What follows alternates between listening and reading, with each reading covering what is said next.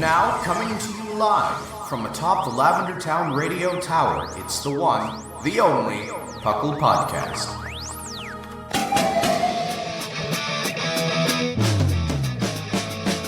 It's PUCL! PUCL!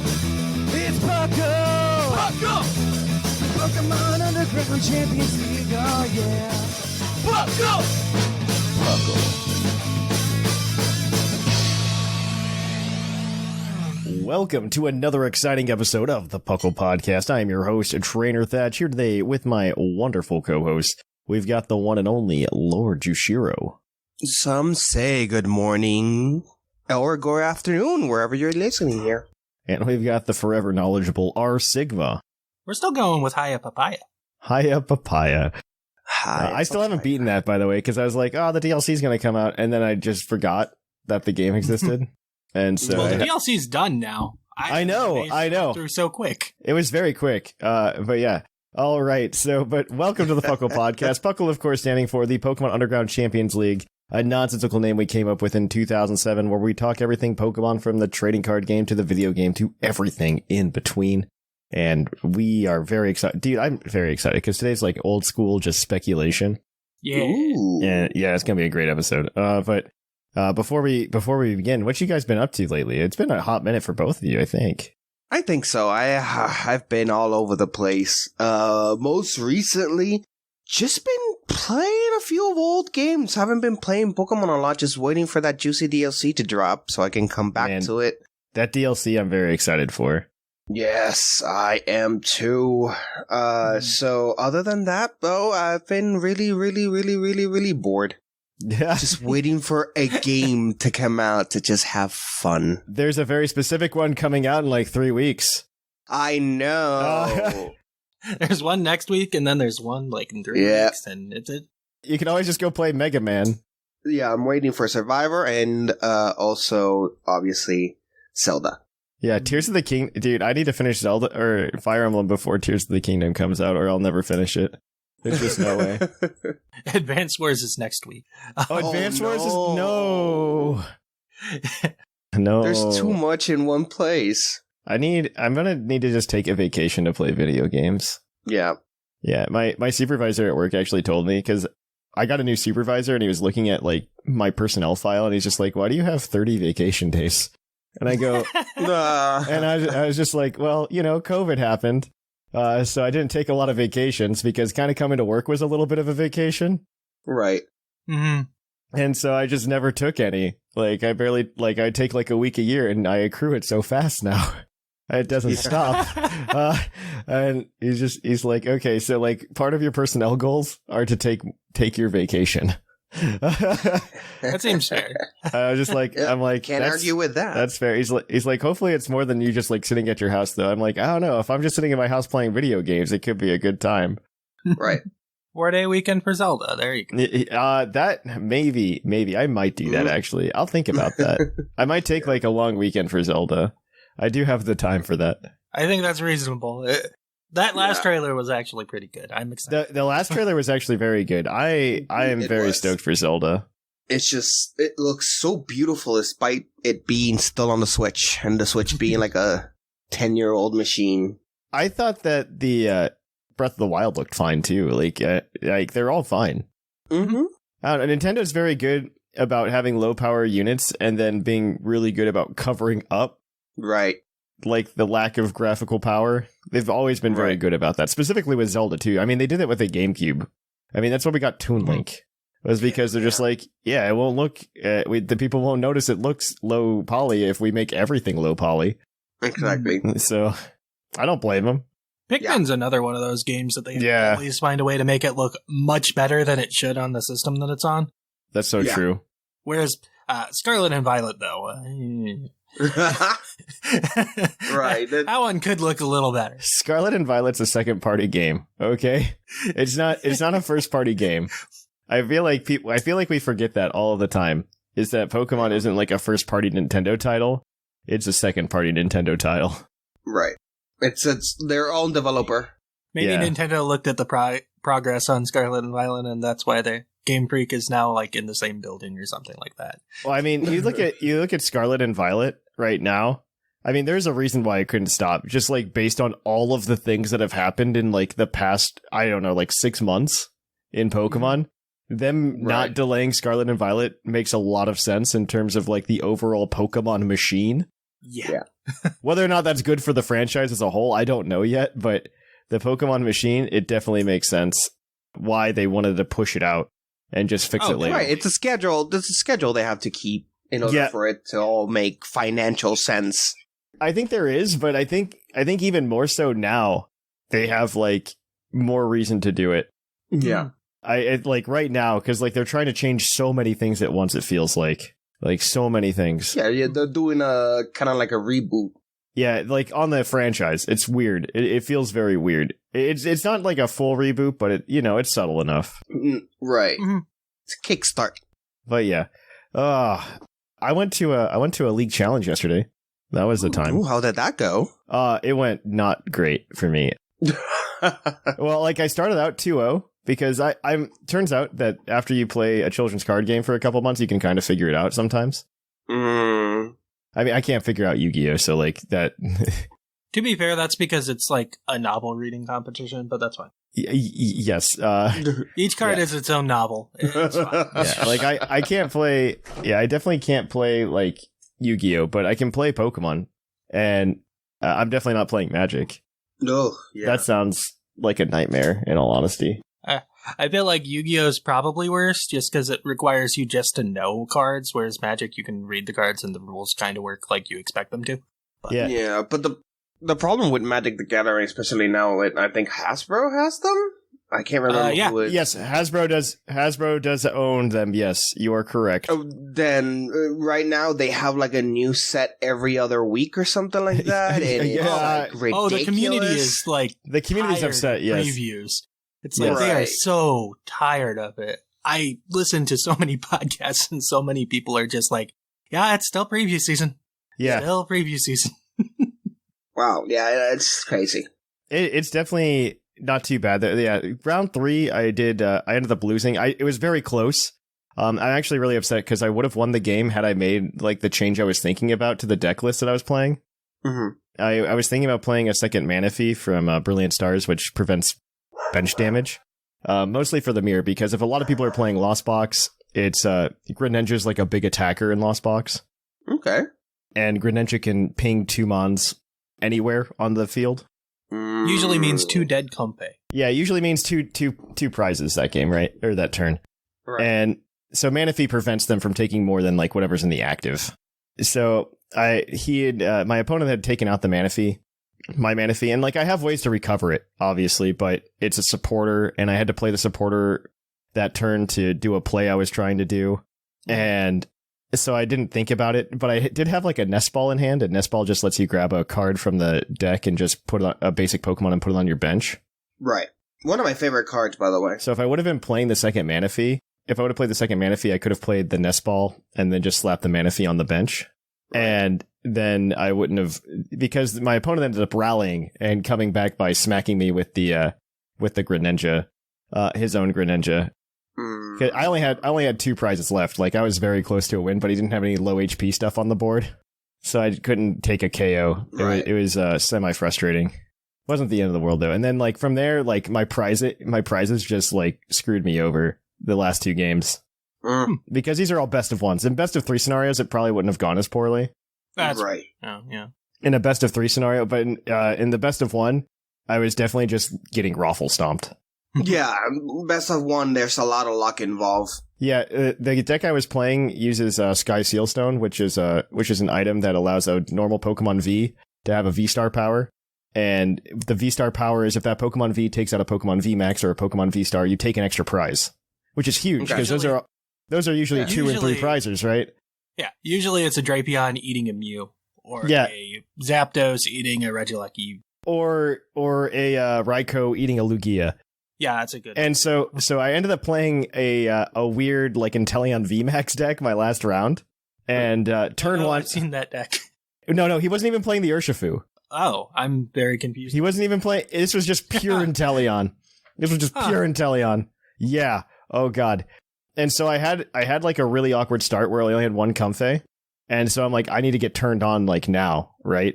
And so I play 2 electric energies and 1 Raikou, right? And so turn 1 is a Colress's Experiment and a lightning energy, and the only thing I have on my board right now is Comfey and a Greninja. And I grab the Colress so I can get Cramorant online so I can start pinging things for damage. And so I put the lightning energy in the discard. I play Colress. I get Heavy Ball, which lets you look in your prizes for a Pokemon that's there. But you also get to look at your prizes, so it's much easier than like trying to figure out what your prizes are during a deck search. And so I'm playing 2 lightning energy, remember, and I just put 1 in the Lost Zone so I could never play with it again. And so I do the Heavy Ball, I look at my prizes. Of course, what's in the prizes?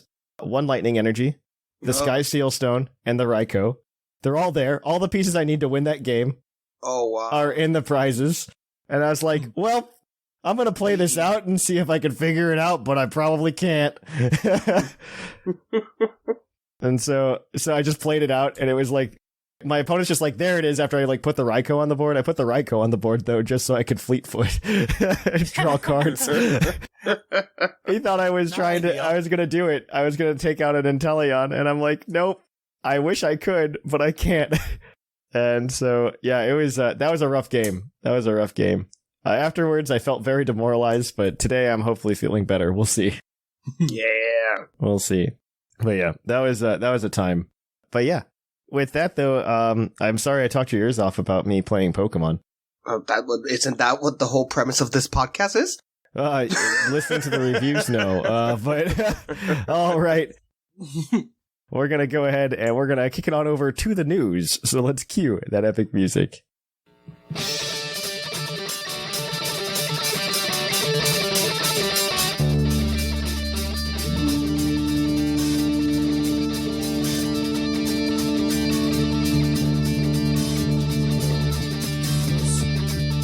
Live from the Lavender Town Radio Tower.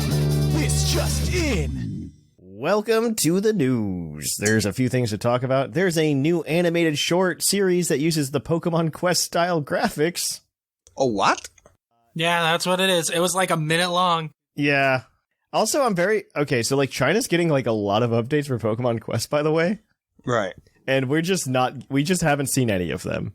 We're still in Gen 1. Yeah, we're still in Gen 1. They're on like Gen 3 or 4. Oh, wow. Yeah. They've had Gen 5 things too. Yeah. I think they have Whimsicott. Yeah. It's fine. Don't worry about it. We got the new anime has begun in Japan, by the way. And we have a new question mark Pokemon that was shown. It looks like a turtle with a diamond on its back. Mild spoilers.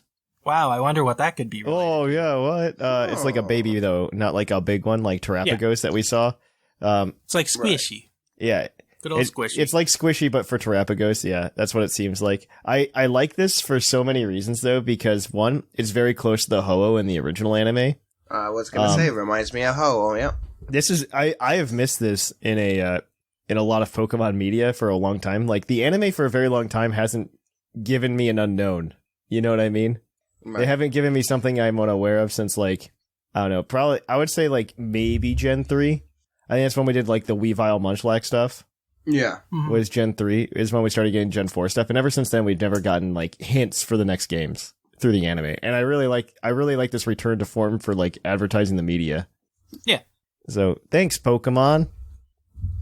Yeah, it's bringing old school back. It's just how we absorbed Pokemon back in the 90s. Yeah.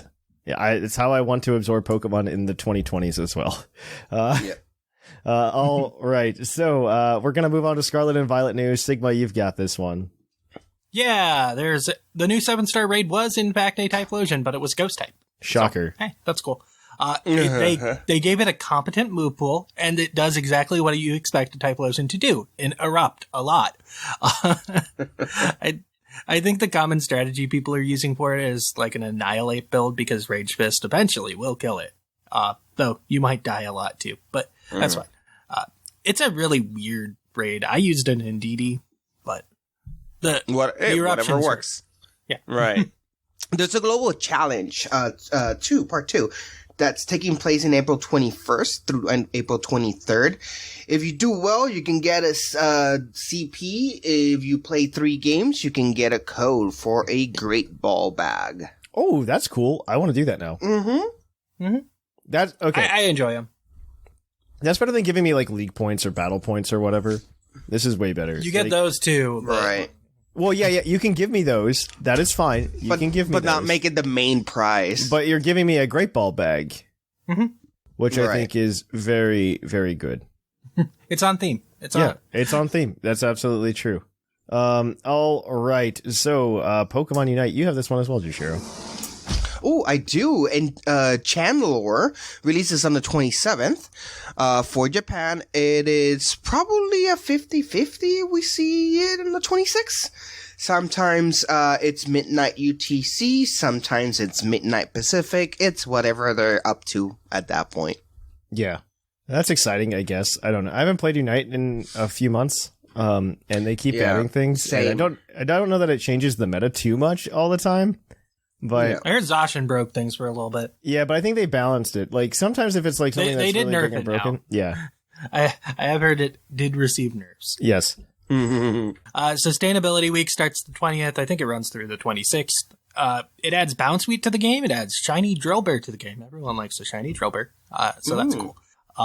Walking is half distance to build friendship, which is great because the Jirachi Masterwork is still a thing, and you need 10 best buddies to get past step 2, which is what I'm stuck on because I haven't touched that mechanic. There's also some research thing happening on the 23rd. They haven't told us what that is yet, so I don't know. yeah. Keep your eye. We do have a Go channel on our Discord now. If you want updates on news, I'm sure it will be posted there. All right. The PUCL TCG tournament signups will probably go live this week at some point. Yay! I'm gonna play in that. I'm playing in the PFTT and I'm playing in this. One of these I expect to do better than the other right now. I just have to write the rules, and then Yeah. they'll probably go up after PFTT starts. All right. And then Ayano broke the Japanese card market. Ayano is coming out in the next set. Okay, I do want to make like the caveat because like it is like insanely expensive. I think it's something on the order of like $1,000 or something. It's crazy for full art. What? It's like over $1,000. Yeah, it's like over $1,000 right now for an That's Ayano. ridiculous. But for a full art Ayano. Well, okay, so one is Ayano. It's also a really good playable card. Right. It's like it's a 4 of playable card. Yeah, it's really good. And I do want to make the caveat for like everybody who's like freaking out about possibly getting Ayano for like their decks or whatever in the next set. The Japanese card market is actually very much not the same as the American or international card market. Okay. Every time this happens, people are just like, this is so expensive. This card in Japan's this expensive. And then it ends up being like maybe $10 in the US. Mm-hmm. I mean, Iono is going to be 100, but that's fine. Ayano is going to be expensive. It's going to be like, I think it's going to be less though, because Scarlet and Violet killed so many prices. Like so many. You would expect something like full art, Professor's Research to be kind of insane, with Professor Sada, not Professor Turo, but it's not that bad. I don't expect that maybe, Juniper exists though.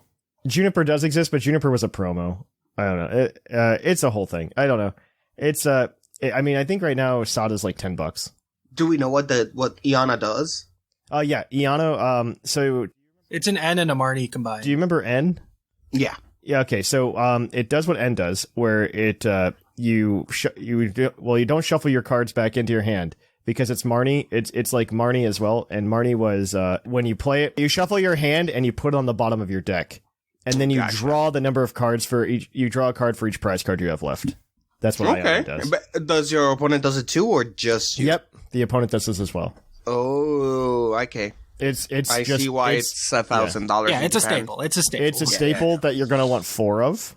And getting a full art is going to be intense. In this next set, I mean, it's gonna be like the Miriam. Yeah, I was gonna say currently Miriam's $75, and she's not playable at 4 of. It's dropping though. Yeah, but she's also like not played at all. Granted, and not a 4. Okay, and when she is played, she's not a 4 of. She is a 1 of. That is true. That is true. So yeah, Iono's probably going to be in the $100 to $200 range. I mean, I imagine that's like the alt art though, because like I think that is the alt art. Miriam there are art three is like arts. There are 3 arts for a lot of these.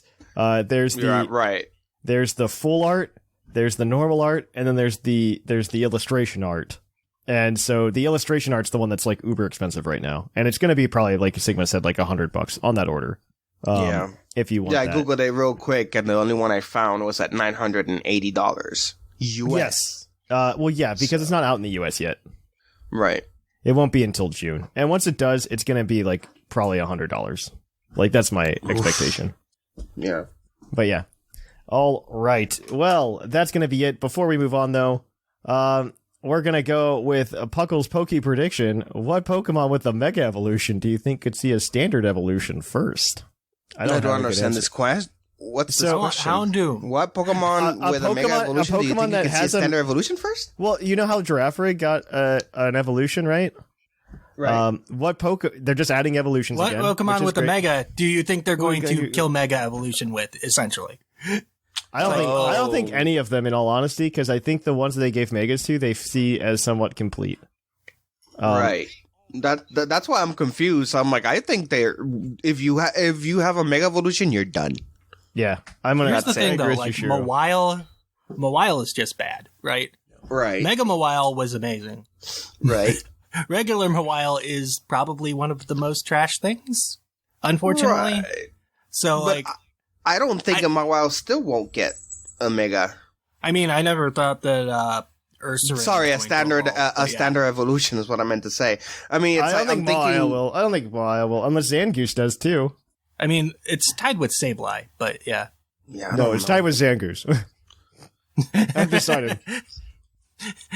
Sableye. Now that you mention it, if there would be a Pokemon that has a Mega that could end up having a standard evolution, I would say it would be Sableye. But other than that, I Sableye actually has like competitive use because Prankster's good. Right, but I don't think that Pokemon necessarily standing out there is like, how can we make this Pokemon more competitive and more like how we can just... I think it's just like more... How can we make this Pokemon more interesting, right? Exactly, right. And I think all of those Pokemon were already interesting, and they just made them cooler, the ones that got Megas. Right. Except for Audino, but yeah.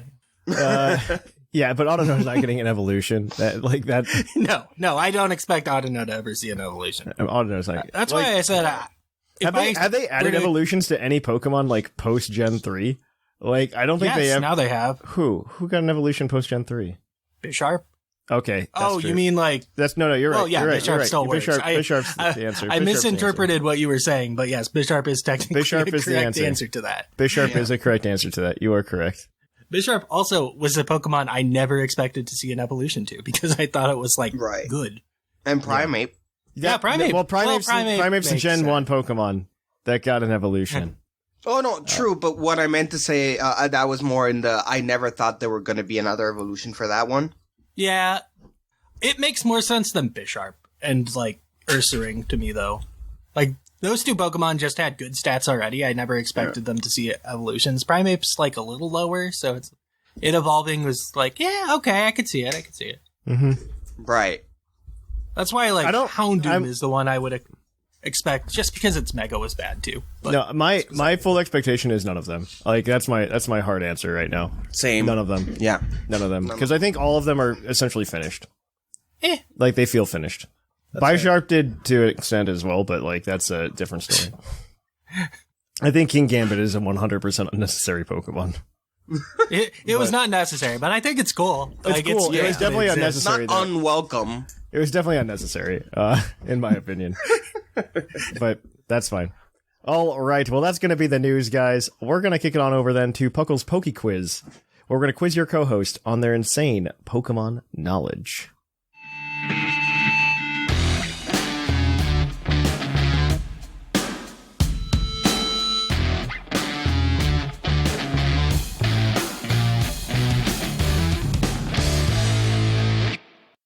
Oh, hi, and welcome to the Poke Quiz, the part of the show where we quiz our co-hosts on their insane Pokemon knowledge. I'm Mark from the Dunsparce gang, here to explain the rules.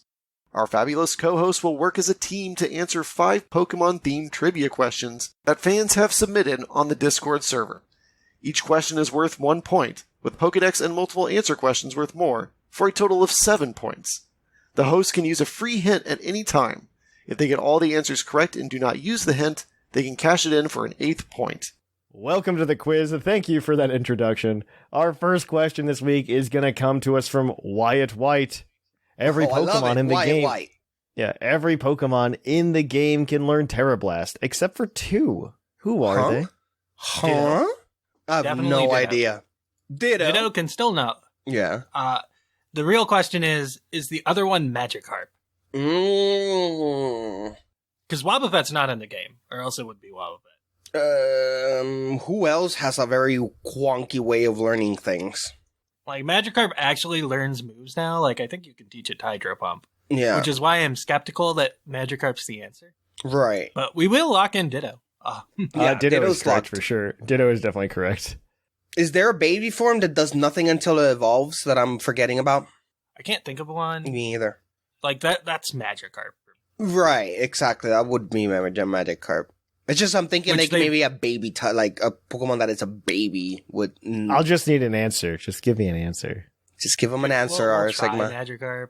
Magikarp is also correct. Woo! There we go. You guys are 1 for 1. They've let it learn moves now. I'm skeptical of saying that. Yeah, I know. I believe it can bounce. It can Hydro Pump. Like, what are we doing with ours?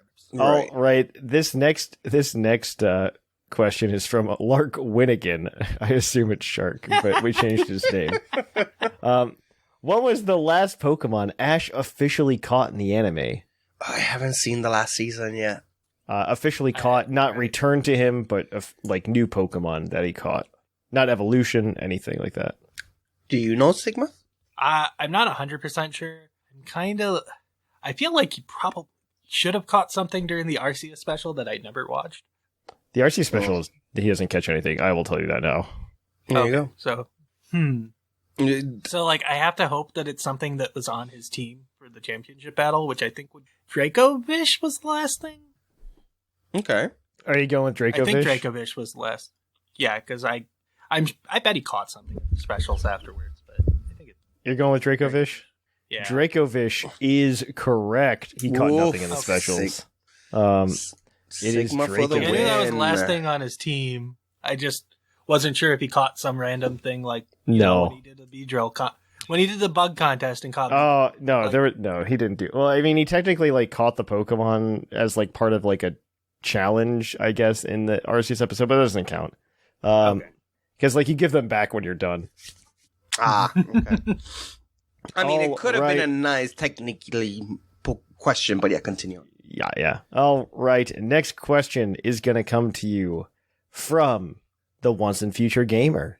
This is your Pokedex entry question, as always. So if you get it wrong if you get it right, you get 2 points. If you get it wrong, you can get a second hint and drop it down to 1 point. Its Ultra Sun Pokedex entry reads: individuals that have been set free by trainers who could no longer raise them have become more common, and they can now be found in Alola. Who's that Pokemon? Could you repeat it one more time? Individuals that have been set free by trainers who could no longer raise them have become more common, and they can now be found in Alola. So, it's Ultra Sun. And I'm really tempted to say Furfro because it was added from Sun to Ultra Sun because the Ultra Recon Squad had one. And that's the only reason I know that. Okay. I have no idea otherwise.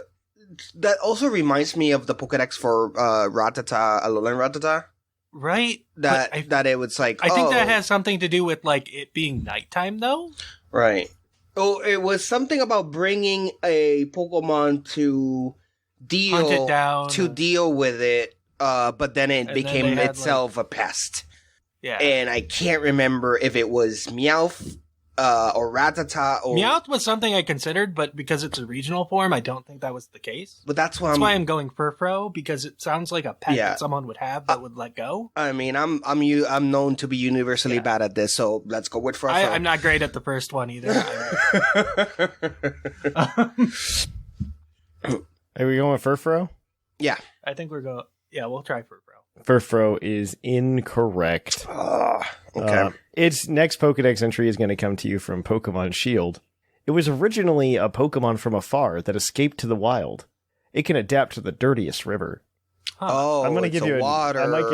I might give you another entry because I feel like both these are kind of vague. It's this river Pokemon. Like, this would lead me towards, like, but I don't know. It could be Let me find an Barboach. entry. But usually, like, Whiscash would be about earthquakes, but Barboach, that is a muddy fish. Mm-hmm. And I assume that it was an Ultra Sun and Moon. I never know when a Barboach is in a Pokedex. I just assume it's there, and if Right. it's not, I'm shocked. Yeah. I'm going to give you I'm going to give you the entry also from Pokemon Diamond and Pearl. Okay. Its hardy vitality enables it to adapt to any environment. Its pincers will never release prey. Oh, so it's something more like a Corphish. Right. Would it be Corphish? Maybe. Or Crawdon. People will bring them and release them, and that's why they're in Alola. I know it was in Sword and Shield. I mean, Barboach, who would buy Barboach to release them in Alola? I feel though? like since he gave us another one, it is not Barboach. Yeah. It's more like a pet Pokemon. It has pincers. And it has pincers. And it likes the mud. Krabby And it is likes the another mud. option. Muddy rivers. I am drawing a blank here. Yeah, like I'm on. I don't know, but I feel like that's on Cleaver. Yeah, because they like Much else. to clean. Like he said, Corphish is a shrimp Pokemon, right? Crayfish. Crayfish, yeah. Yeah, I will go with that Corphish because I 'Cause can't think that's what about I can think anything. of. It I can't probably- think about anything better than that. Yeah, I can't. I'm not good at this. Are we going with Corphish? I believe We can so, go with yeah. Corphish. Corphish is correct. Oh, Sigma, you're the Oh, best. Okay. Cool. I It did adapts to not- I dirty expected it to rivers. like That's like water. all of its entries is like dirty rivers. Oh. Yeah, it's like all I guess about, that's how it becomes a dark type. Okay, yeah, cool. it's like I can live in dirty rivers if I have to. Okay, so this question is your multiple answer question. You can get up to 3 points here. I am going to give you the two categories we have, and you can choose one. First category: Pokemon Stadium 1 mini games, and question number 2 is Pokemon with super low base stats. Yeah, first one I would say. All right, there are 9 answers here. I'm actually only going to require you to give me 3, 1 for each point. Okay. There are 9 answers. This is from Snackard, by the way. What are the titles of the 9 mini games in Pokemon Stadium 1? Oh no. Titles. I'm like, 3 I strikes got and the you're need. out. I'm like, what's the name? 3 No. strikes and you're out. If you get something like Oh, close no. enough, I'll probably count it, but Oh my god. I feel like the one is Run Rattata Run. that is exactly correct. That is one of them. Run What's Rattata the name Run. of the That sushi said, one? I don't know for sure on any. Oh, is it Clefairy Says? I think so. Clefairy I Says think it's is Clefairy Says. correct. Yes. Yes. Yes. Oh, The that sushi is like one. I know that. It that was is I'm true. more familiar with the. I'm more familiar with the Stadium 2 names. Okay. What was the sushi I got one? those two. Oh, Lickitung Sushi Go Round. Yes. It is just called Sushi Go Round, but that is also correct. I will give you that. That is 3. The other ones that you did not get were a Thundering Dynamo, I didn't remember that one. Well, which Magic one was Carp's Thundering Dynamo. That's the one I forget. That's the Pikachu Voltorb yeah, charge. yeah. Oh, yeah. yes. Okay. There's Magikarp Splash. I would have said right. jump or the, flop. the jump Yep. I would have said, but yes. There is Splash. Snore War, which is the drowsy one. Oh. Rock I remember Harden, that one. which is the Metapod Kakuna one. There is Ekans Hooperl. I remember And then that the one with the Sandshrew is called Dig Dig Dig. Right. Oh, okay, yeah. That is all of them. So there you guys go. You guys got them. You guys got 3. Good enough. I'll give you 3 points for that. Right now, you guys are, Woo! I don't know, a bajillion points for a bajillion right now. 1, 2, 3, 4, 5, 6. Oh. On Wait. the board. Yeah, no, you're we only 6. got 1 point for Pokedex. Right? So But that's 3 and then plus 3 just now. So you're 6 for 4. Oh, okay. You're 6 for 4. All right. Your next question is going to come to you. It's your base set question. It is going to come to you from the trivia man himself, Liger. What electric type Liger. Pokemon has the highest special defense of all electric type Pokemon? Oh, those don't have high special defense. Mhm. It's not Regieleki. Is it Mega Ampharos? Mega Ampharos might be up there. I'm thinking. Mega They are Ampharos known is for the... their special defense. Yeah. Like electric types in general. I'm Right. trying to think of what new electric types we have because it's not the Pawmi line. Right. It might be... I don't think it's Iron Thorns. I know it's not Iron Hands. Right. You're Miraidon thinking about... might- Yeah. Okay. Miraidon's all speed. Like, I don't think it's Miraidon, but the one I think it might be is Sandy Shocks. Because Magneton has an okay special defense. Okay. Like, it has good speed and good special attack. But I feel like Sandy Shocks, it's more of an offensive one. Version. It is very offensive, but it also just has a lot of stats. And electric types do not have that high of special defense, I don't think. Right. In general, So, yeah. Might get up there, but I think probably Mega Ampharos is a better bet. Yeah, because, I mean, Ampharos is known for its special attack, I guess. Everything else... Mega Ampharos has like a really high special attack. It does Right. not have speed. It doesn't You have do have speed. your It hint. has much attack. You do have your hint if you need it. Or you go for broke. We'll use a hint. Yeah, let's this use is... Oh, man. Actually, if I give you this... Okay. This is... It's either it's going to be too easy or it's going to lead you down the wrong path, and I haven't decided. This is a dragon electric type. What? Okay, so it's between... there are 3 of those. Yeah. I'll tell you, they're I all in don't- the top 5, too. I believe that because They're all they in the are. top 5. They're all in the Because top 5. Legends just randomly get... there's like 100-ish stat there. It's fine. Right. Because Zekrom's the other answer, Right. but it might be Miraidon. I don't know. Want to try Miraidon? I guess, yeah. Let's go with Miraidon. Miraidon is correct. Oof. Miraidon's got a base 115. In second, you have Mega Ampharos with 110. Okay, I know. Then you've We were got up then you've there. got Woo! then you've got all of the Rotom forms with 107. Yeah. Oh, I forgot Um, about those. And then you've got Raikou and Zekrom, both with 100. Yeah. And you've got Stunfisk with Wow. 99. Electric types are not known for their special defense. I feel like Zapdos is probably coming up close here. Yeah. Now, I do not know the answer because I feel like it's like a 95 or something. the only other comment I have is that Bellybolt only has 83, surprisingly, which is one lower than Iron Thorns at 84. That was the other note I was Wow. given. So, you guys I think at the point. Bellibolt is a special defensive tank. So That gives you guys 7 points, and I raced to 40, though. Woo! I know that's going to change up the standings. Maybe I don't actually know. We're gonna find out here in a moment. All right, let me click that button. We're gonna sort. All right, in first place we have Shark Finnegan with 19 points. In second place, Sublime with 17. Third place, Whimsicott with 16. Fourth place is a tie between Linian and Seth Vilo at 14. Sixth place is Jushiro with 13. In seventh place, it's a tie between Basket and R Sigma with 12. In ninth place, it's a tie between Mark and Claude 9 with 8. And in 11th, we've got Shamu with 5.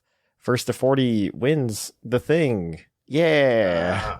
It's still anybody's game because like everybody's still pretty close. It's still pretty tight. Right.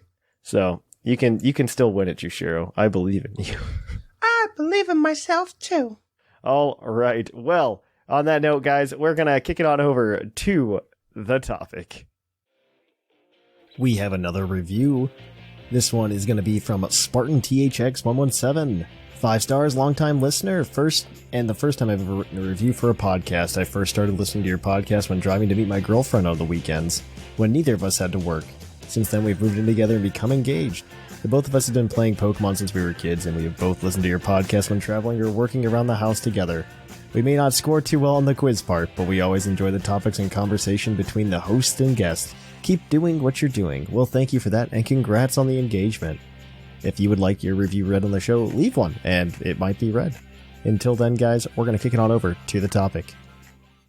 Welcome to our topic. Our topic today is going to be DLC speculation. I really kind of want to do it because we got that anime episode this week where they showed us a new Pokemon for the first time. new Pokemon in quotes. I could see a pre-Evo for Terapagos existing, and then we get Terapagos based on the turtle. I wonder if there's more. I don't know. Like, I really hope it's not like a Zygarde cell issue, because we never really got Zygarde cells for realsies in the game. At least as usable Pokemon. You could collect them. You could collect them, but I don't know. It isn't as fun. It's not the same. It's not. Yeah, it's not the as long same. as it's not a Manaphy.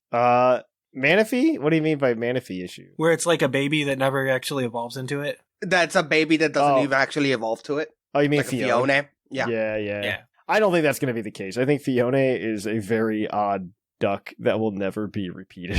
Yeah.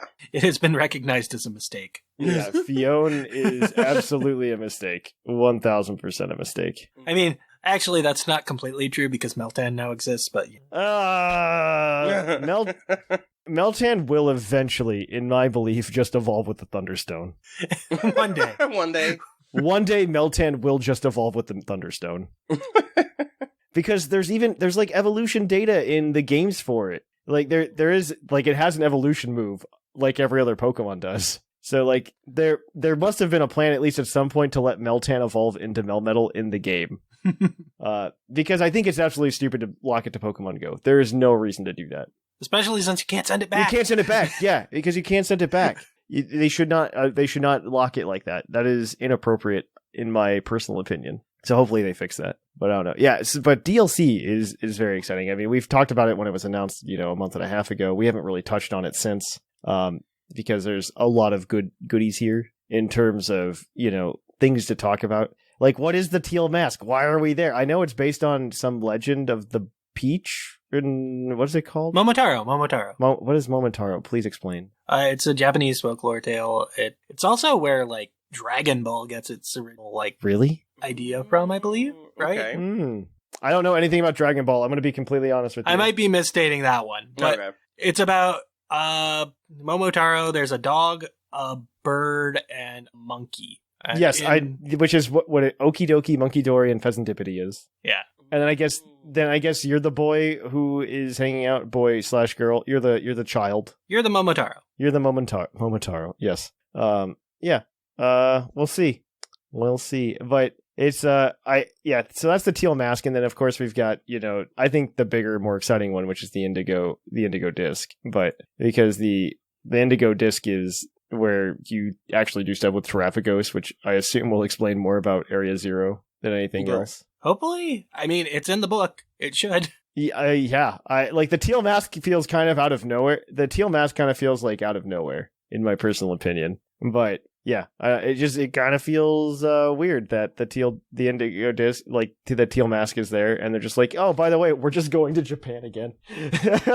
So the teal mask to me feels like we need to go to a Japanese-themed region so we can kind of make an excuse to give you the Pokemon from Legends Arceus in-game? Probably to some. I don't think that's the excuse. I wouldn't expect that to be the design choice per se. But it does make sense if that is where we get them. Because I mean, Isle of Armor, we ended up getting the Alolan Pokemon, so that's why. That's true. That's true. I mean, to be fair, we also got like Bruxish just like randomly in Scarlet and Violet, which I'm perfectly fine with, by the way. I'm excited that they're willing to put Pokemon in like that, because I don't think there should be any Pokemon left behind. Yeah. Poor Furfrou. Furfrou requires a lot of work to get going. Right. And Furfrou is a star and go. Yeah, poor Furfrou. It's really hard to put a hat on a Furfrou spine. Yes. It already has too many hats. That's true. That's true. You can't put a hat on a hat. That's just a faux pas. That's why we don't have Weezing. I don't know if you saw this, by the way, like in the speculation for this. So in the teal mask, they have like their little image where like it looks like the main characters are like both scared of probably Ogerpon or something. But you have all the Japanese lanterns on the side, and so there's speculation, and I don't disagree with the speculation that both that there's going to be like a special form that goes along with each of them, because like it's obvious that Okidogi is a grass type, Monkey Dory is a water type, and Pheasantipity is a fire type, based on their colorings and Pokemon being unoriginal and their designs like that. But on all of the lanterns, there's actually pictures of just like types on the lanterns. Like there's a fire, there's a grass, there's a water. But not all 18 types are represented. There's also a ghost type, there's a fighting type, and a poison type. I believe there's a couple more. Psychic and fairy I see, as well as rock. Yeah, there's only 9 types though shown, and not all 18. Interesting. Which some people are trying to speculate might be that when they terrestrialize, they get special forms or something like that. Or maybe they're already dual types. I don't know. Because I don't think they've actually said what types they are in the pre-release in the information yet. They have not. No, it's pretty evident by the looking at them. Yeah, coloration wise. Yeah, by the coloration, it's very obvious they're water, grass, and fire. Like, I have no doubt in my mind that will be how it happens. But, I mean, they have given us, like, no information to really go off the story, unless, like, we're gonna go chase down Ogerpon because he got loose or something. Ogerpon also has, like, a crystal on his mask as well. So, the other speculation is that maybe Ogerpon, like, stole a crystal from Area Zero, which is how it ties into the hidden treasure of Area Zero. Mm-hmm. Which is the name of this set of DLC. Also, them naming the set of DLC, I find very interesting, by the way. Yeah. Mm-hmm. I find that in itself very interesting because it makes me feel like there's going to be another set of DLC that has a different name. Because when we got the DLC for for Sword and Shield, it was just like, this is the Isle of Armor, and this one is the Crown Tundra, and they both have 2 very distinct logos, and all that jazz. And here we have one logo for both, which I find very interesting. It is very suspect. It is, as the children would say these days, sus. Right. I do find that interesting. I want to know. Could this be the Pokemon game that fixes everything? Oh, aren't we waiting for that for a long time, aren't we? The real reason is that Tapu Koko is still too strong to put in even DLC 2. Tapu Koko is just going to be that good when it shows Oh no, if Tapu Koko shows up, like, it's gonna be bad. Yeah. Like, I am terrified for the day that Tapu Koko enters the game. If Tapu Koko comes in this game, it's gonna be bad. Very, very scary things happen if Tapu Koko shows up, because Pincurchin is just that bad. Yeah, because like all of the Paradox mons from Violet just get that much better. It's like, I'm surprised they're giving us Ninetales, but then again, like, Ninetales isn't that good. Torkoal might be better. I am not shocked that they are giving us Ninetales whatsoever. And not because of meta reasons, but because Alolan Ninetales exists. Exactly, yeah. Oh, I'm looking forward to Alolan Ninetales with snow. That is going to be so fun. Alolan Ninetales just like sells. Like, okay, Alolan Ninetales such a pretty Pokemon. Is Game Freak's like favorite Pokemon. Is one of like the top 5 Pokemon at Game Freak. I swear. Yeah, it's right under Charizard. It honestly is, though. It honestly is. I'm not going to disagree with that statement. Mm-hmm. The ranking order goes Pikachu, Charizard, Alolan, Ninetales, Mewtwo. Right. That's the packing order over there. It's fine. No. Eevee is like in that mix somewhere. Oh too. yeah, you're right. Pikachu, Eevee, Charizard. Yes. Eevee's in Alolan, that mix. Ninetales, Mewtwo. Don't forget Eevee. No, don't forget. How dare you? How could you? Let's go Eevee. Well, they should bring Bouncing Bubble back so I don't forget Eevee anymore. But, But yeah, I mean, yeah, because like Alolan Vulpix shows up in Legends Arceus. It's the only Alolan Pokemon to show up in that game. Yeah.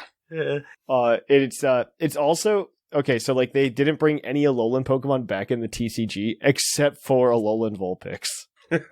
During the Sword and Shield block, they brought back Alolan Vulpix right at the end and made it the only V Pokemon that is a Pokemon that has an evolution. Wow. The only V-Star, I should say. Not V, but the only V-Star Pokemon that has an evolution is Alolan's Vulpix V-Star. Of course.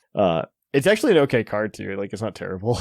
It sees play still. It does see play, yeah. It's Arceus pile, I think. Yeah, it's like an Arceus Flying Pikachu Alolan Vulpix pile, because the Alolan Vulpix stops most things with abilities, and then the Flying Pikachu stops all basics. And so it's they work well together. You just go like one mode or the other. It's a time. Yeah. But yeah, I mean, there's a lot. I mean, I am excited for Pokemon to come back, as I always will be. But, I mean, we also have the Indigo Disc where, for some reason, you're going to a different school, and I don't understand why. Yeah, maybe like some exchange student. It's going to be the plot, exchange student situation. Well, I think that's what it's supposed to be. That is the plot. That is the plot. It literally says the story, you continues to become an exchange student and visit the Blueberry Academy, which is interesting again. Okay, hear me out. Blueberry isn't in Spanish. It's just Blueberry. Right. It's so you're also saying we're going to a Unova.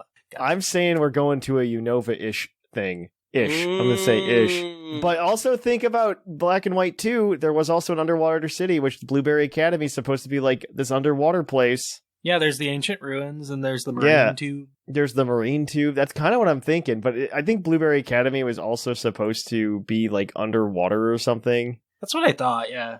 I just realized that I do not know the Spanish word for blueberry. That shocks me, actually, coming from you. Right. Well, yeah. It's as American as blueberry.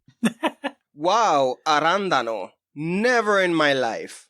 That is not what the Academy's called. It's called blueberry. So I'm saying something's going on. Never in my life. And that's my main language. Have I ever heard blueberry in Spanish? And I've never heard the word arándano. Wow. Okay. Yeah, in the Indigo Disc, you will travel to your Academy's sister school, the Blueberry Academy, as an exchange student. Unlike your Academy, with its long and storied history, Blueberry Academy is a school that was established in recent years, and its curriculum puts a particular emphasis on Pokemon battling. Most surprising of all is the fact that most of the school's building is located under the ocean. You will take part in classes, interact with local students, and experience school life in this unusual academy.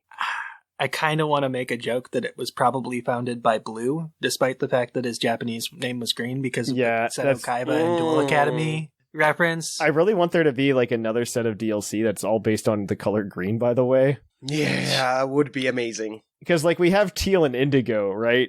And so like we could go a little bit farther to the other side of the color spectrum, right? And we get something that's like a little bit more green yellow and a little just more green in general. Yeah. I think we can get like, well, I don't want to say Emerald Academy because then it like makes people are going to be like, where's the Battle Frontier, Thatch? Right.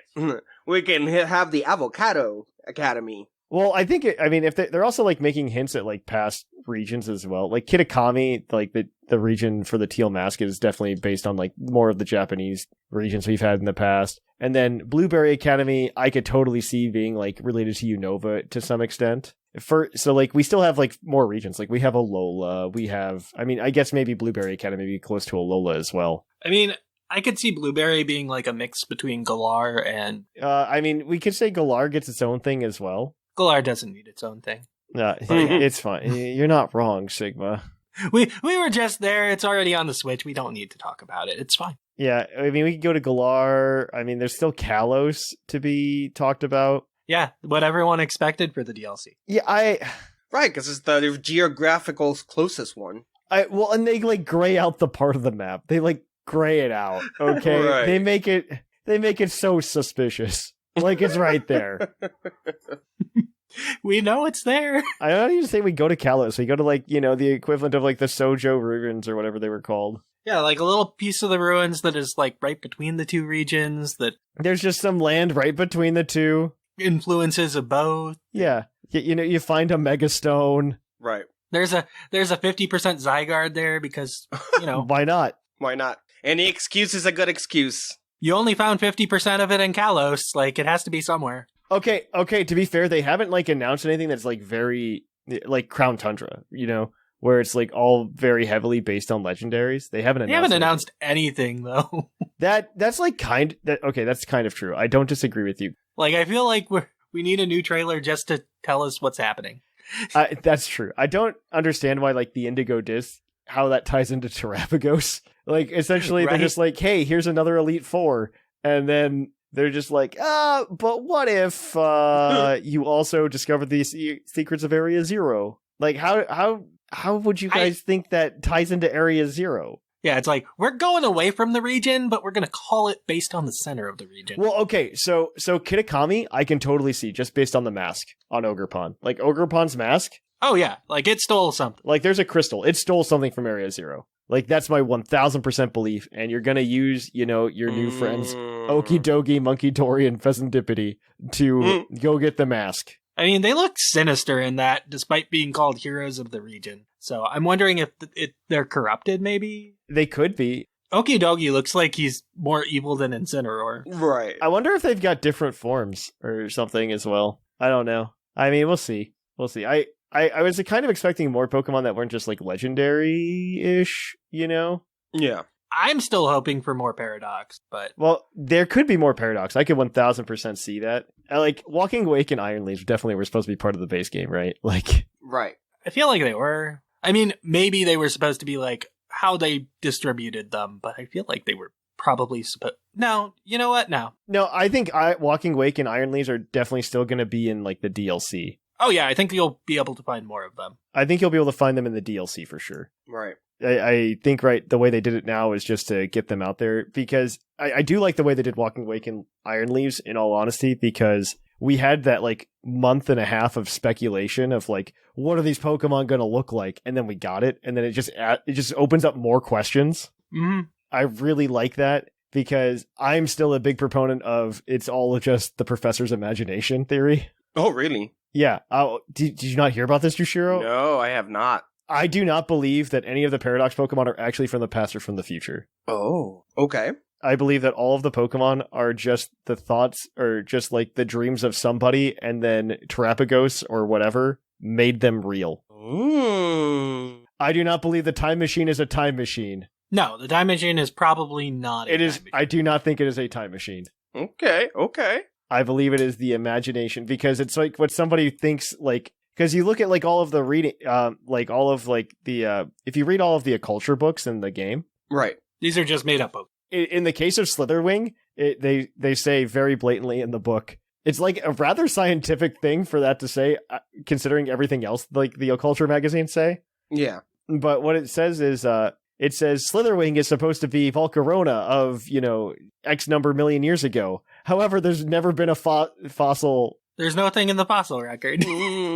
There's nothing in the fossil record that shows Volcarona live that far back. Fascinating. Okay. And then, like, apparently Screamtail's a billion years old, so before multicellular life existed. Stuff like that. So I'm very certain that these are just made up, and like what the professor thought, or maybe not the professor, but maybe Heath thought Pokemon from the past look like. Okay. Part of me still believes that the riding Pokemon that you get in the game is Heath's Cyclizar. Yeah, it's Heath's Cyclizar, and he thought about turning it into the past form or something like that, or the future form. I am wondering. There has to be some connection to that, because there is something special about Miraidon and Koraidon specifically too, right? Because they could only get 2 of them. Remember, in the story, they specifically say you can only get. They tried to get more than 1 or more than 2 Koraidon or Miraidon, and they couldn't. So like something's going on there. Something's going on.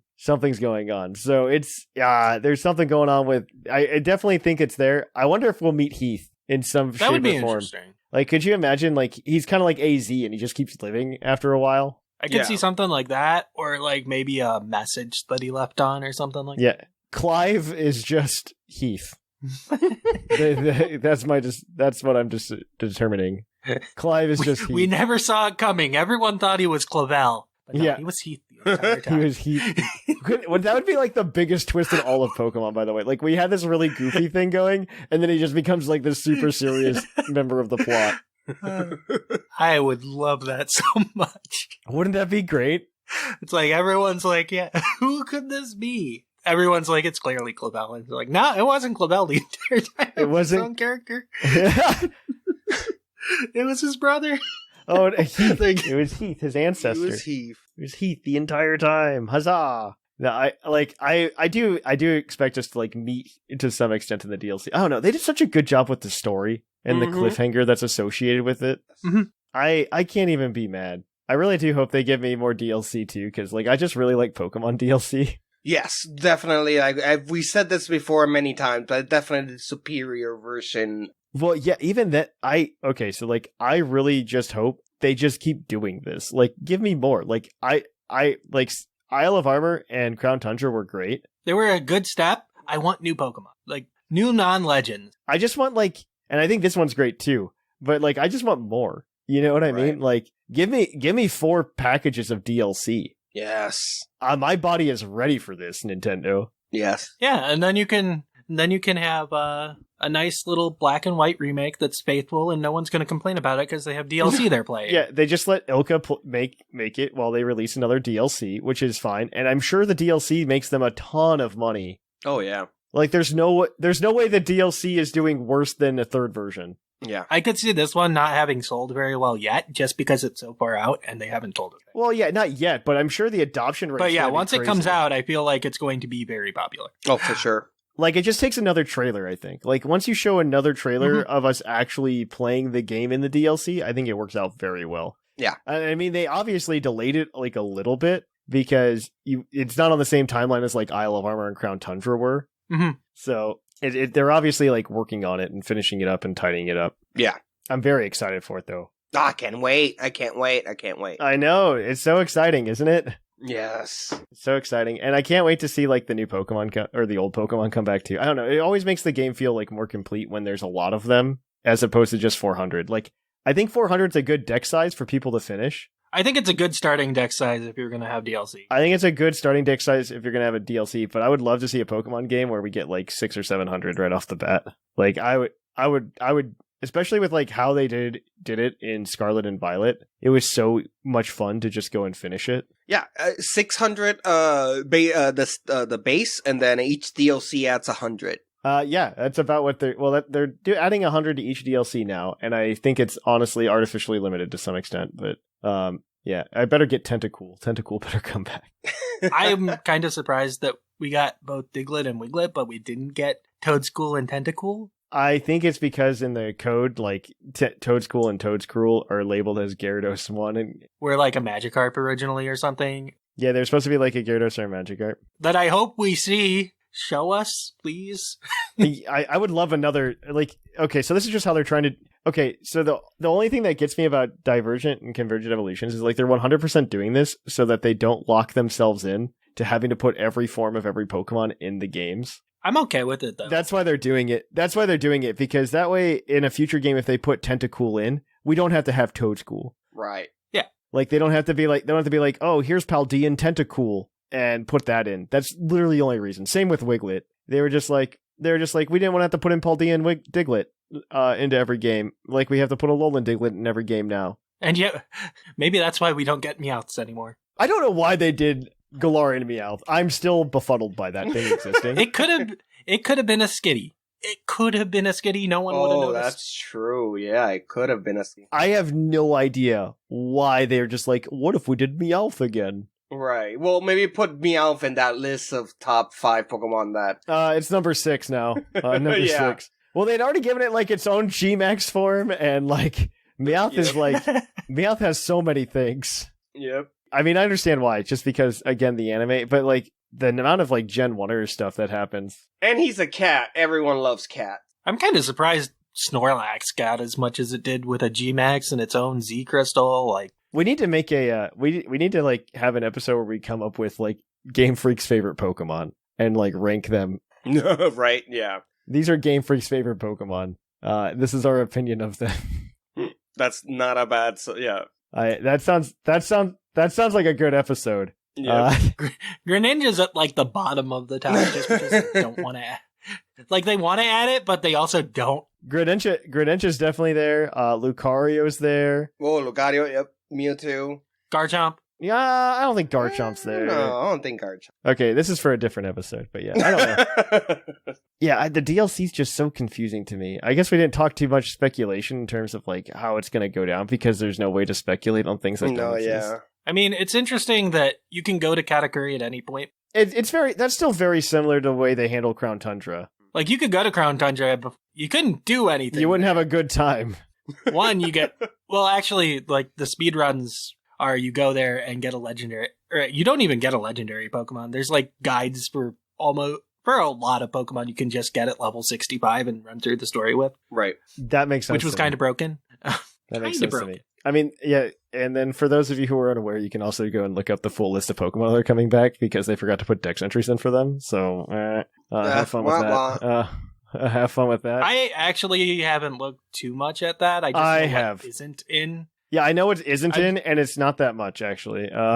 It's like I know what isn't in reference to the rest of the Pokemon that haven't been in other things yet. Yeah, I know the very small list of Pokemon that have not made it onto a Switch game, which the fact that it still exists annoys me very much so. It annoys me. Like, it's, oh my gosh, Jushiro, it's like, I kid you not, 10 Pokemon. I swear to God. Oh my God.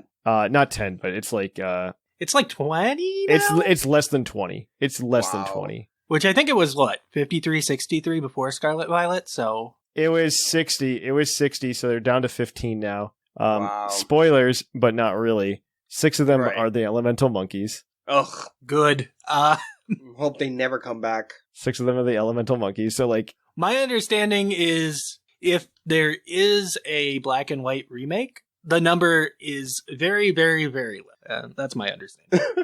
no, if there is a black and white remake, the understanding is that we're missing Furfru. that would be very, very, very low. Yes.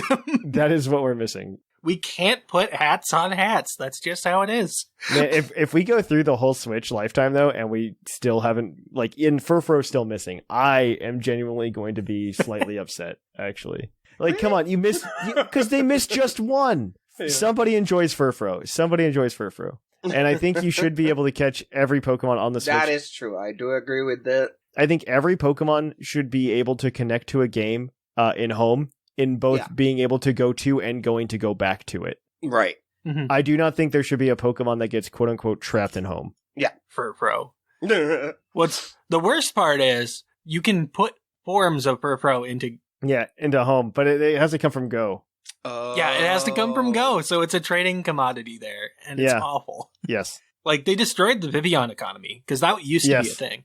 Yes. I like the way they handle Vivillon, though. Like, if you want to do Pokemon Go integration, I think the way they handle Vivillon is 1000% the way to do it. Yeah. That was a very good integration.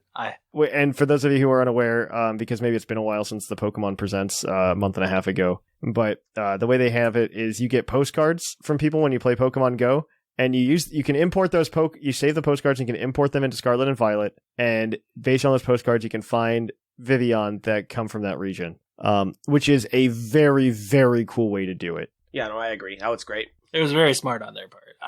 I think it is very cool. I'm a fan. No, I'm a huge fan of it. I'm going to Greece next month, so. Oh, send me a gift. Absolutely. I sent a lot of people a gift from South Korea, so. I imagine that's probably the same Vivillon region as Whimsicott's in, but yeah. Oh, okay. It's fine. I just assume that's the case. Yeah. But yeah, it's the way they handled that was done very well. So we'll see. But yeah, I guess it's turned into more than a DLC topic, but more on like the state of Pokemon, where we want it to go, and what we want to see. All right. So with that said, I think this is a great place to wrap it up. And I'm going to go ahead, wrap it up, and we're going to go ahead and kick it on over to the Pokemon of the episode. We'll catch you on the flip-flop.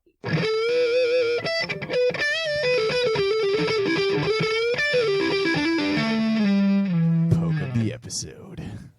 Welcome to the Pokemon of the episode. Our Pokemon of the episode today is going to be National Dex number 970, Glamora, the Ore Pokemon. It's Pokemon Violet, Pokedex entry reads. Glamora's petals are made of crystallized poison energy. It has recently become evident that these petals resemble Terrajewels. Ooh. It looks like the Great Weapon. I'm just saying, it looks like the Great Weapon. It does look like the Great Weapon, actually, yeah. It also is how you make the TM, Terrablast. It is. There's definitely a connection there that isn't there. So the craziest theory I've heard, and this was before the DLC announcement, is that who's the league champion? What's her name? Oh my gosh, I'm blanking on it. Greta? Gita? Gita. Is that she's actually like Terrapagos. That's a bit much. Yeah, that's a and big of a leap. that's why she has a Glamora. Because she's obsessed with Area Zero because she is Area Zero or something like that. I don't know. I do like mocking her team though, because she has a King Gambit that comes out early and a Glamora that comes out late, and that's the opposite of how you should be using it. Right. Yeah. That's not how it should be used. Oh wow, I haven't actually looked at Glamora's stats. I am actually very impressed with it. They are. It's not bad. It's not bad. I'm actually very impressed with this. 83 HP. This is a Pokemon that I thought was going to be more like bulky, just like a rock that sits there. It is not. Oh my gosh. 83 HP, 55 attack, 83 HP is okay. 90 defense, which is okay. 130 special attack. What? Yeah, 81 special defense and then 86 speed. Like this is actually this is on par with like Gardevoir. Right, it's like completely usable. This is like as just like a Pokemon. This is a Gardevoir. What is going on? Because it does have the It does have the toxic debris ability, which when it gets hit, it lays spikes down, or toxic spikes, I should say. And then you've also got corrosion as the hidden ability, but I think one of these things is not like the other. Toxic debris is a very degenerate ability. Yeah, I like toxic debris a lot better, in all honesty. So, yeah, definitely keep it there. But, we've got a lot of, it's a rock poison type, which is also a weird type in and of itself. Right. It only has like 4 weaknesses. And not all of them are common, minus like ground, which is the ×4. And it gives it a good chunk of resistances, one of them being bug, but who isn't resistant to bug? And right though? Am I wrong? Then you've got fire, you're resistant to fairy, you're resistant to flying, resistant to normal, a lot of moves that people are using. I bet ground, steel, water, and psychic are your weaknesses. But I mean, it's pretty good. Unfortunately, there's no good card for it in the TCG yet. Is it even in the TCG yet? I don't think it is. Actually. It's in the next set, I think. It's in the next set. I think it's in Paldea Evolved. I don't think it's out yet, unfortunately. And I haven't heard of it being like a game changer. Also, they didn't make it a dark type. They made it a fighting type. Womp womp. Womp womp. It's one of these, though, that has the ability when this Pokemon is knocked out, flip a coin. If heads, your opponent can't take any prize cards. Oh, yeah, nice. I do like that. It's a degenerate card. Cool. I like those, though. Yeah. And for 1 fighting energy, Poisonous Petals, your opponent's active it's probably going to change names. You know what? Do you know the worst translation that made me really upset recently was?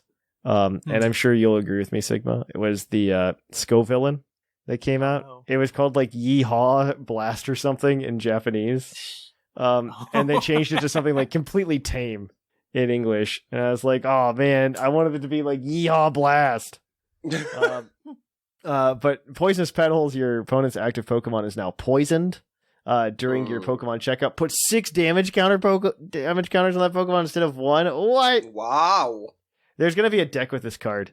I was gonna say, I'm sure there will be a poison deck at some point. There's gonna be a deck. I don't think it's gonna be good. But there's gonna be, and you play it with Radiant Sneasler, and that's 8 damage counters in between turns. Wow. That's 8 damage counters between turns. Basket, you know what to do. You play this with like Clara or something. Oh man, you could actually build a deck with this. That's I can see a deck with this. There is a world. There is a world where this deck will work and function. Or just annoy someone on the ladder. One of the two. Right. Yes. No, it's not going to like win a regional, but it will be fun. All right, but we're here to talk about a team for VGC. We have VGC this week, not every week, but yeah, we do have a Glimmora. It's going to be paired up with a bunch of guys. This team is actually really cute. I actually really like this team, and I can understand how it works, which is honestly the first time I could say that for Gen 9 VGC. After playing with it and looking at it, I understand like the basics of how the team works. Do I understand the EV spreads? Absolutely not. But do I understand how the team itself works? Absolutely. Right. So yeah, you have Glimmora on this team, and you start Glimmora every time you start. Because Glimmora has the Toxic Debris ability. You're running Assault Vest, so you're especially defensive. It does have the Terra-type Grass, so you can actually soak up those Earthquakes if you need to. EVs, I don't even know if I should say them, but 244 HP, 188 defense, 20 special attack, 52 special defense, and 4 speed. Bold Nature. It's got Power Gem for stab, Earth Power for ground coverage, Mortal Spin, which is actually a move I didn't realize it had until recently because I didn't go through the game with the Glimmora, and I think I should now based on its stats. Right. It's Mortal Spin is a 30 base power poison type move. It's essentially Rapid Spin, but it hits both targets and it poisons 100% of the time. Wow. What? We've been missing out. To be fair, it is a physical move. It is a physical move on the Glimmora. Dealing damage. No, you're not dealing a lot, but it's enough to like break a sash. It's a break a sash. You're going to break a sash and you're going to poison them. And that poison's going to be what does the damage. No, the poison's the poison's big because of the partner that we're going to talk about in a second, but it also has Energy Ball because I guess you need 4 moves and that's decent type coverage. So you've also got Wo Chien on this team because we're allowed to have the Ruinous quartet on the teams now. Wo Chien is definitely the least favorite of all of them. But he is memeable. But we like to meme. This isn't a meme. This is good. I'm not calling this a meme. I think this is. I mean, okay. So in terms of stats on PUCLalytics, he's still usable. I think he's still at like 16%. I think he's in the top 15. Yeah, he's still very usable. He's holding leftovers because he's a bulky boy. He's got the Tablets of Ruin power, which decreases the attack of Pokemon on the field. Correct? Yeah. It's attack, yes. Wojian is the attack dropper. And then I always get them mixed up. I think Qianpao is defense, Chi-Yu is special defense, and Tinglu is special attack. Tinglu is special attack, yeah. And then, okay, good, I got them right. 252 HP, 252 defense, 4 speed. This is a spread I can get behind. Bold nature, because you're just going to be a bulky boy. Terra type is water. You are running foul play, so you can do some damage, but the magic here is that you're playing support, and you're also not dying because you just leech seed everybody who's probably poisoned from the Glamora, either from the toxic debris or from the mortal spin. And then you just protect and you just hold on for your dear life. And you can pollen puff, your partner, to keep them alive as well. This team sounds so much fun. Yeah. Just based on these two Pokemon alone. I don't think you'd ever pair them up, but I do think they're a lot of fun. I don't know who wants to go next. Somebody should go next, though. Probably Sigma, no? Oh, sure, I'll go next. Next up, we got our friendly competitive staple in Fluttermane with its booster photosynthesis ability to go with that booster energy. Level 50 Fairy Terra, because, hey, sometimes you want to get that extra damage on your Dazzling Gleam. Right. And you want to remove your weakness to the other Fluttermane that's across from you. So yeah. That's what we gotta do. Isn't it like 70% usage in like Top Cut all the time now? Like Fluttermane? It's something stupid. Right now, EUIC is happening. It went from 79% day 1 teams to 77% day 2 teams. Wow. Yeah, that sounds right. This is Incineroar levels, but it's an attacker and not a stupid support mon that stops you from doing things. So I'm kind of okay with it. It's easy enough to take out. But Eevees is throwing things at the wall. 100 HP, 204 defense. We're bulky. 36 special attack, 4 special defense, and 164 speed. Modest nature. With the booster energy, I'm going to assume that we are faster than we are strong despite the nature. I'm just assuming this. I don't know the answer. Thatch has it on Showdown. He could tell me. Let me, actually, I can tell you. Give me I will 1 read second. off the attacks while you look it up. Dazzling Gleam, Shadow Ball, Substitute, and Protect. Because I actually haven't used it yet, because I've been trying to play with Glamora cheese. It's like, I assume that I just need to know what the stat is.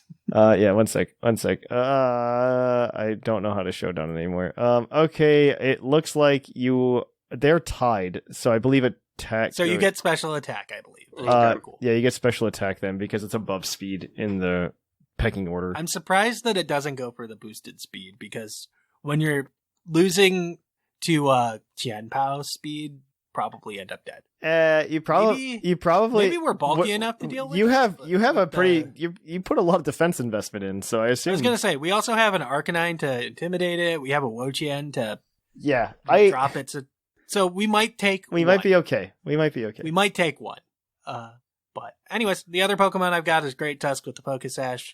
Photosynthesis doesn't really matter unless you run into its Sun team. So there's that. Ground type to do a stronger Headlong Rush in the long run. Max attack, max speed, 4 HP. Like I alluded to with Headlong Rush, close combat, Ice Spinner, Protector, your move pool. Relatively standard. We don't really have that many resists to the Earthquake, so we're running Headlong Rush. Makes sense. Things die. And on my end, we got the most basics. We got Arcanine with safety goggles, with the obviously ability Intimidate. So it can't get spored. Right. Can't get spored and can't get redirected. Yes. Rage Powder. With the mess of Eevee spreads here of 244 HP, 12 attack, 92 defense, 84 special defense, and 76 speed. An Adamant nature to boost that attack, and its attacks are Flare Blitz, Extreme Speed, Snarl, and Protect. Pretty basic Arcanine just to hit hard. And also to hit hard, it is the Dragonite with Choice Band. Ability obviously multi-scale. EV spread much more concise. 252 HP, 252 attack, and 4 speed. And then the Adamant Nature for the attacks Terra Blast, Extreme Speed, Stomping Tantrum, and Low Kick. Yay. Dragonite. Yay. Just Dragonite. to hit hard. It does. very hard. He does hit hard. He is a Dragonite.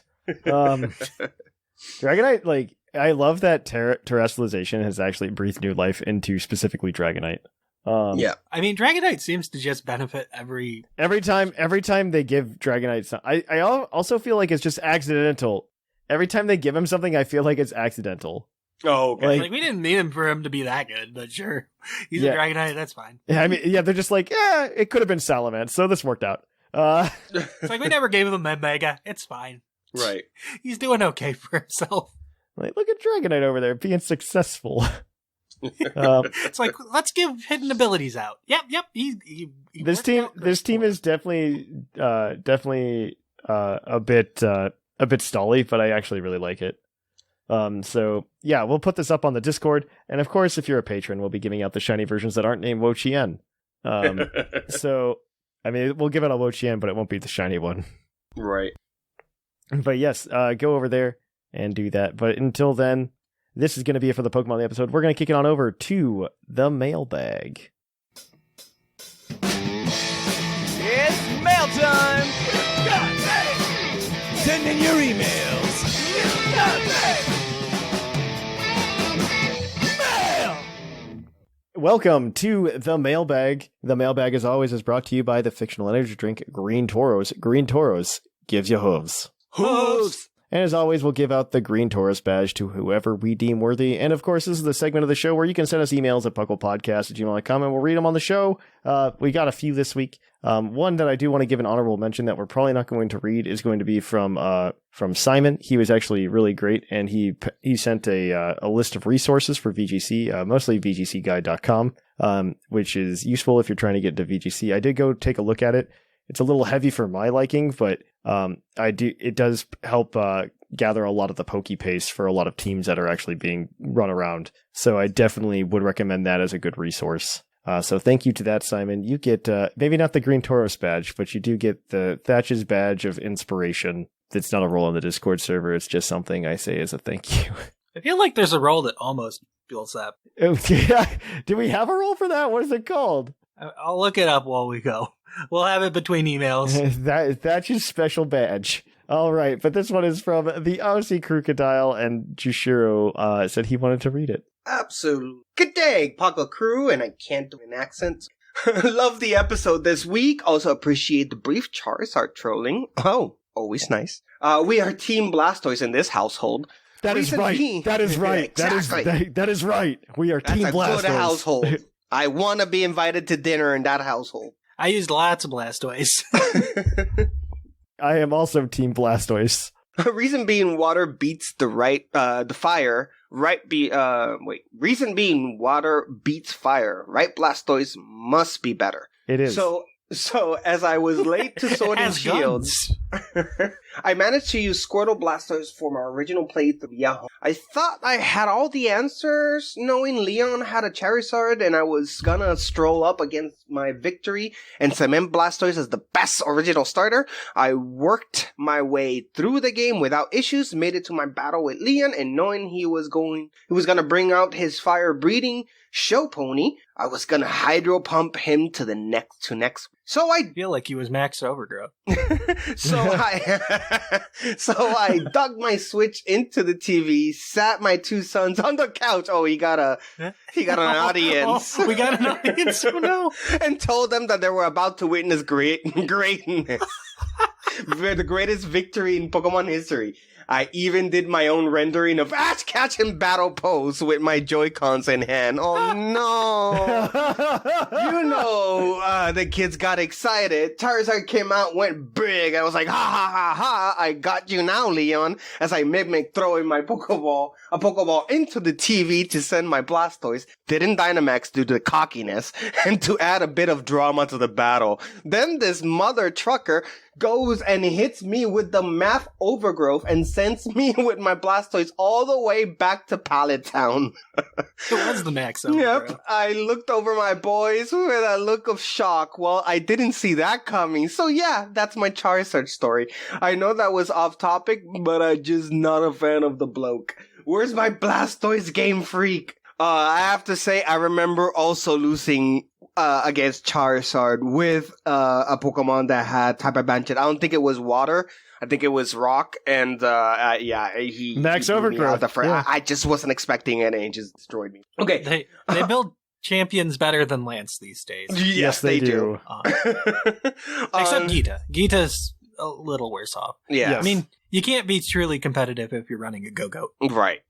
On topic now, my favorite competitive Pokemon at the moment is Brute Bonnet. Holding weakness policy doesn't know if its item beat out booster energy stat-wise, but it's fun to see it get activated, Yes. and you can Sucker Punch, Seed Bomb, Spore, and Rage Powder your way to victory. I personally reckon Paradox Pokemon were only invented so Among Us could get an evolution, in quotations mark, without becoming an Eviolite candidate, because let's face it, that little fat mushroom is an MVP too. P.S. I write this email while sitting on my couch wearing a pair of Charizard socks I forced to purchase online for my so my cart was eligible for free shipping.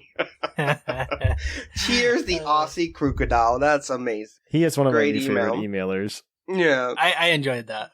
We've got one more this week from Snackard, and I believe Sigma's got this one. Yep. And an update on the role. There is a role on the Discord server called All-Star that currently has 0 members in it. We made what's the All-Star rule? Who made that? I feel like it was made to troll Retro at some point or something. Oh, possibly. I didn't make it. I assume that's what it was made for. There are 0 members in it, though. That would be the role.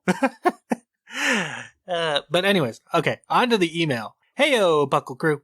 Snackard here, and listening to last week's episode made me reminisce on my Pokemon regional days, where I was one of the few pebbles competing for the VGC within a beach full of TCG players. Ooh, I remember hearing about these days. Where the VGC event was the day 2 event because you scrubbed out of TCG. Like it was actually just That's a thing. that is a real thing that happened like back before X and Y. Yes, I do remember that. That is how VGC worked. It's like it was only a 1-day event and it was day 2, so anyone who didn't make day 2 for the TCG could play the VGC event or a side event. My first regional was in the double legendary format of ORAS, where Primal Kyogre, Groudon, and Mega Rayquaza had endless weather wars, and Moody Smeargle was still able to spam Dark Void, sometimes putting the whole Opens team asleep. Or I assume that's supposed to be opponents. I assume that's opponent's team, right? Yeah, I assume that this was the spell checks decision. But yes, Dark Void Smeargle was a mistake. Yes. So was Moody, but that's another discussion. Yeah, that's a topic for another day. What a healthy format what a happy format where if you didn't run the same core, your team was burnt to a crisp quicker than Brock's Vulpix using a flamethrower on his face. Sounds like something happened with Sword and Shield, and we all know that is Thatch's favorite format. That said, out of purely nostalgic reasons, grew my love for a particular Pokemon which Zachary adores, and that is my dearest Pokemon connoisseurs is Weavile. Ice Shard, Fake Out, Knockoff, Icicle Crash, rest in peace Knockoff. The Dark and Ice type moves paired with Fake Out made Weavile a staple on my team for Sun and Moon and Sword and Shield. How does the saying go again? Something like, all roads lead back to Weavile. And that, my friends, couldn't be closer to the truth. Especially with PFTT. What better Pokemon is there in Series 3 than my icy friend? I can think of Mega Weavile being better. Mega Weavile. That's what it is. It's faster and stronger. Yeah. I mean, he's about to talk about it. I mean, come on. Are you really considering using any Pokemon better than Qianpao? I know I have at least one person in Puckle in my corner, and who knows, perhaps I have been honing the perfect team to exploit the Weavile cheese when I make it to the finals. That said, my VGC fever is back, and the only cure is more cowbell. Anywho, Hey! keep on keeping on, Snackard. Well, there you go. Thank you, Snackard. I don't know if Snackard has it yet. I think the Aussie Crocodile does in terms of Green Toros badges. I'm fine with whichever one doesn't have it. Yeah, me too. Snackard, you don't have it. You can have it. Yeah, or both of you if you both don't have it. All right. So thank you for that. If you want to email us next week, we want to know what you guys think of the DLC and what you think might happen. Is there a theory that I'm not aware of that you guys are? I would love to hear it. Definitely send those in, puclpodcast@gmail.com. You can, of course, always send in emails there. But of course, if you want to keep up with Puckle, the best way to do so is come to our Discord at puclediscord.com or the invite link that's in the show notes. You can, of course, always check out Puckle's social media, Twitter, Facebook, and Instagram. Additionally, you can watch us live on YouTube at youtube.com/pucklepodcast. I will be there, I believe, this Wednesday. Last Wednesday, I couldn't be because the cable that hooks up to my camera did not want to work. I have since purchased a new cable, and it now works. So we're looking good now, fam. And I hate mini HDMI to HDMI cables. They're the worst. That sounds awful. I hate them. I hate them. And the only if you want to use a not webcam, you have to use them, and it's awful. Oh, wow. It's a much better picture. I promise.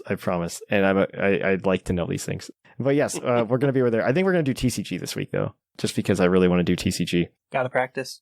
Got to practice for the next tournament. I don't know when it is. Yes. Maybe for the next 24-person league challenge. I mean, the Puckle tournament's coming up. The Puckle tournament is coming up. That is true. I do have to pick. Wait, do I have to keep the same deck list? Because I probably have a deck list. Swiss, no. Oh, and Swiss. Top 8, yes. Top Swiss. 8, yes. Good. Okay. Because I might switch out during Swiss for funsies. That's how we've been doing it for the past few years. I think it works. That sounds fun. All right. But yeah, if you want to help support the show, there's a couple ways you can do that now. Of course, you can always go to our Patreon, patreon.com/pucklepodcast, get some Pokemon giveaways. Thatch and Jushiro's new podcast, which is just the intermission of every show. I'm kidding. Yeah. We should do that, though, Jushiro. I swear, we should do that. We should. If you guys hear our conversations. If that's something you want, please let us know. We can make that happen. Jushiro and Thatch get together once a week and just talk about whatever. Of course, you've got you have this new way to do it. If you're into the TCG and you want to get into it, we have partnered with Troll and Toad at trollandtoad.com.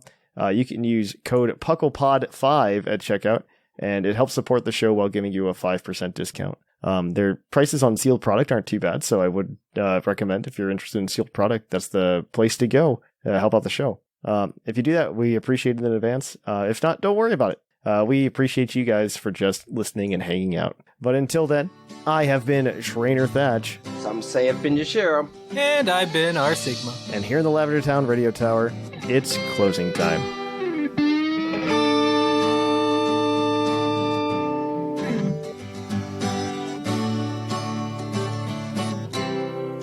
It's closing time in Lavender Town. Time to say our goodbyes. It's closing time. Farewell, my friends. I'll catch you on the flip side.